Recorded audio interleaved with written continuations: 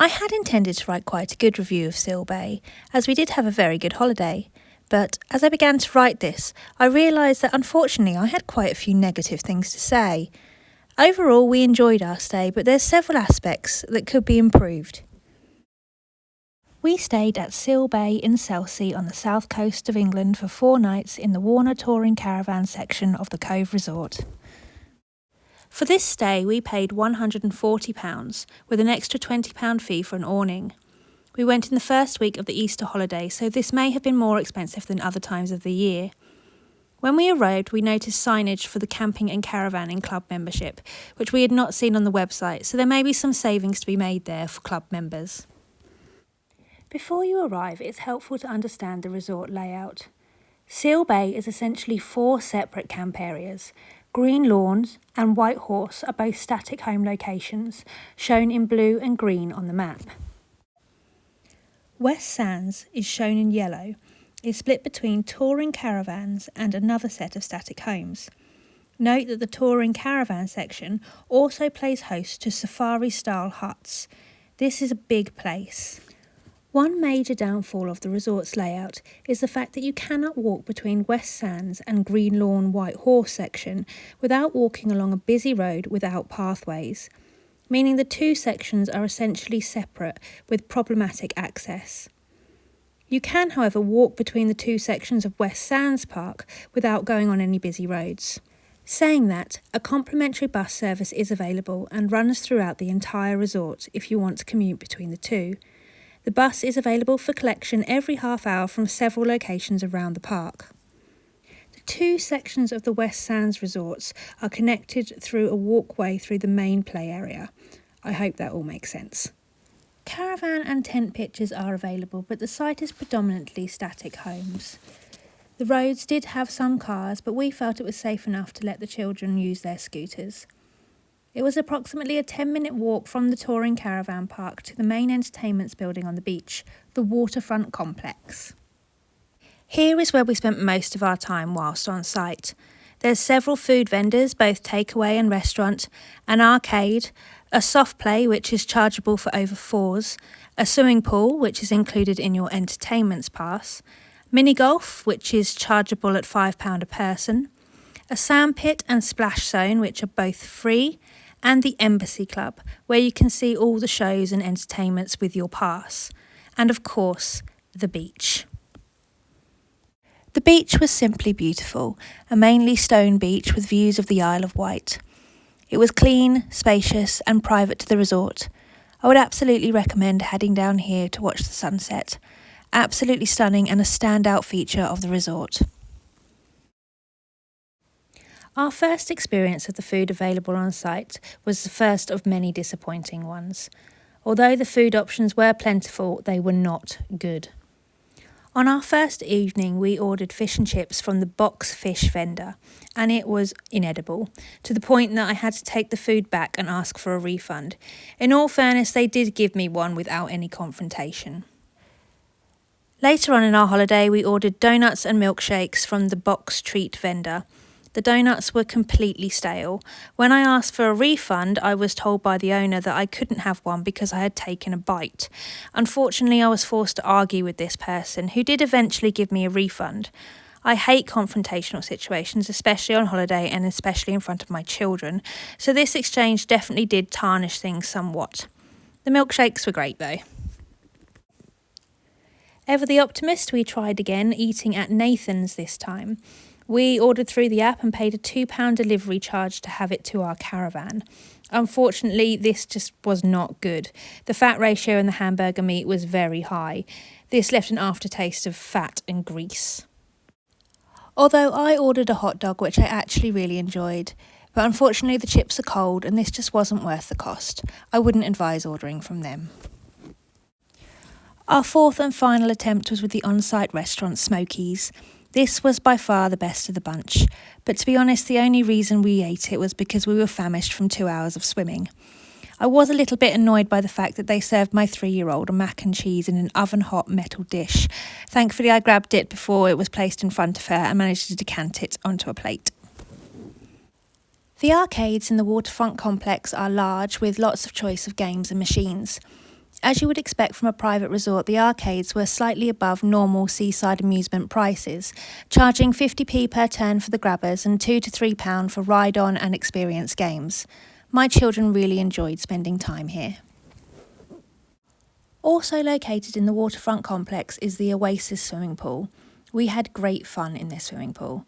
The changing rooms were large and clean, there were family cubicles available, the showers were warm, there was hair drying facilities, plenty of lockers, which you will need £1 coins for, and the pool itself was just excellent.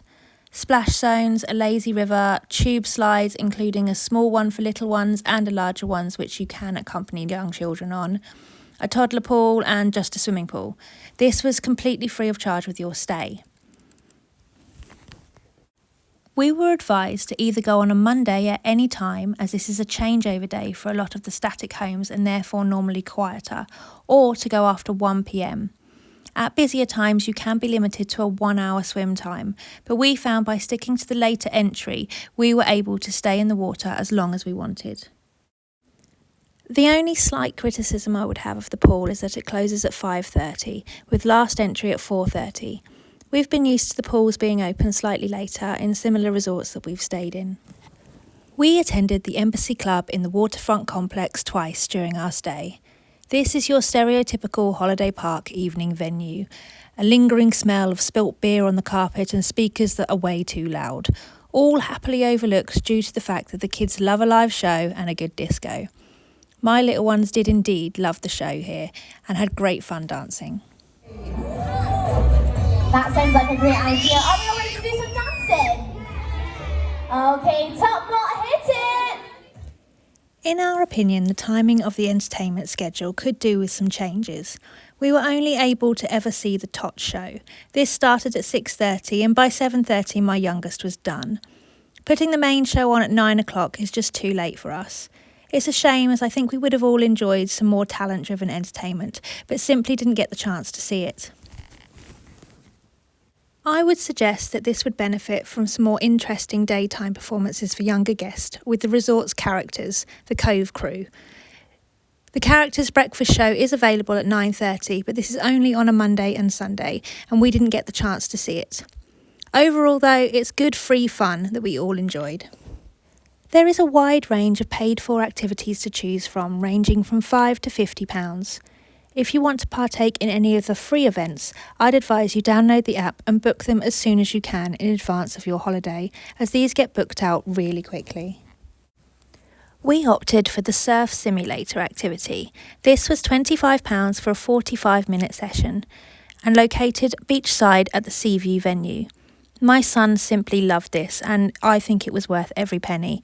The instructors were fantastic and wetsuits were provided free of charge, although I think we were meant to pay for these, but there was some delay with our start time, so they gave them to us for free. I would definitely recommend this. The main playground area was good, a large area with several climbing frames and swings. The only critique I'd have of the playground was the late night lighting. With floodlights either end of this large area, it left a blackout zone in the middle. It would be nice to have full lighting in the evenings.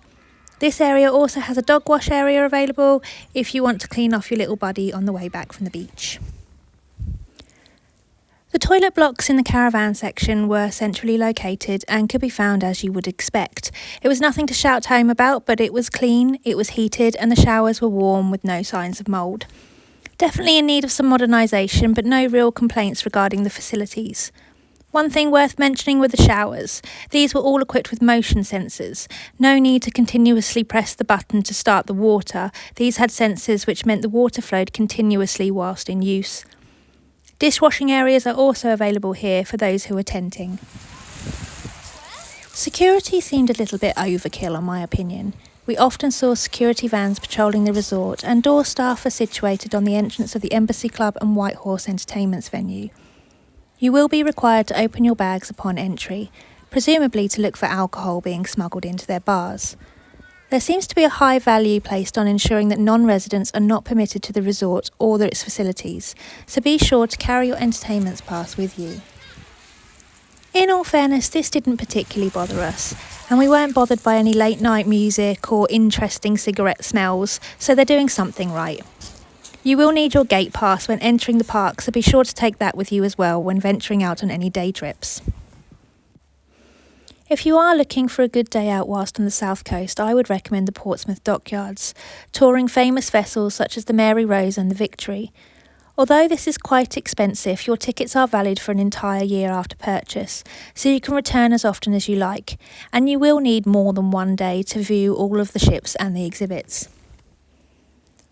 There is an Asda within 5 minutes drive of the resort and several pubs within a few miles. Unfortunately, the Wi-Fi on site was absolute rubbish.